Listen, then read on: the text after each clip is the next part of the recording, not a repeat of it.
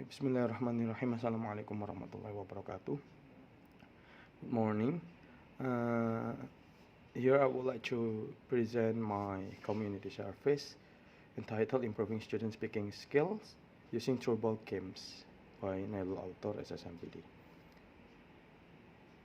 In the background, the COVID-19 pandemic has become a reason for all restricted activities for the last 3 years. Referring to a statement from the United Nations, the COVID-19 pandemic has created the largest disruption of education system in history, affecting nearly 1.6 billion learners in more than 190 countries and all continents. And a common occurrence in online learning nowadays is that students are silent, do not respond to their teacher or lecturer by turning off their cell phone's camera, and thus the learning method that should have led to student-centered learning referred to the ancient way, teacher-centered learning.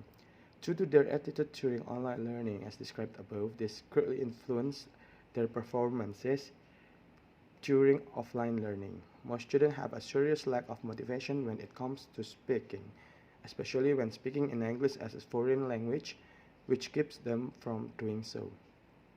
And this condition has a direct impact on students' speaking ability and will worsen if the teacher is unable to stimulate the students to express their ideas, as we know that speaking skill is the most important aspect in learning a second or foreign language. As a result, educators must understand the best way to motivate and stimulate their students to speak English, such as by providing them with enjoyable and creative learning experiences during this offline learning. How to implement that? First stage, we took brainstorming with the owner of the Islamic boarding school, dissemination of activities to visitors to gain support, formation of the teaching team. And then the next stage is inauguration of English language teaching at the Tahfizul Quran Islamic boarding school, general explanation regarding the technical implementation, and the implementation of English learning is carried out 2 times a month for 2 months.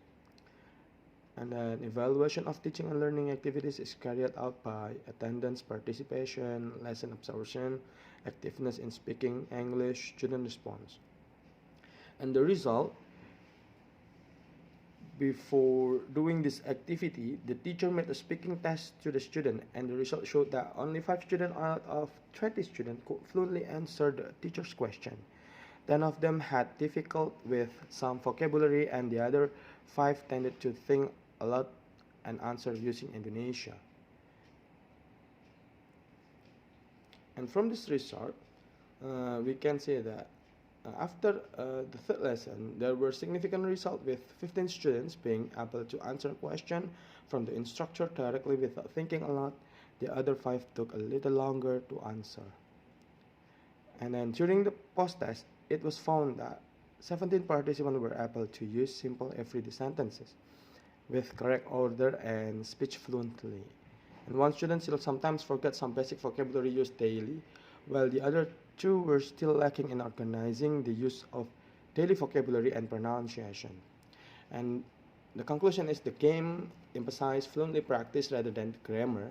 However, some games may let pupils to focus on a particular language issue without realizing it. The student appear to enjoy the game and gain more self-assurance when speaking in English. The percentage of participants is used to support this claim. And thank you. Telah selesai. Wallahu muwaffiq ila aqwamit thoriq. Wassalamualaikum warahmatullahi wabarakatuh.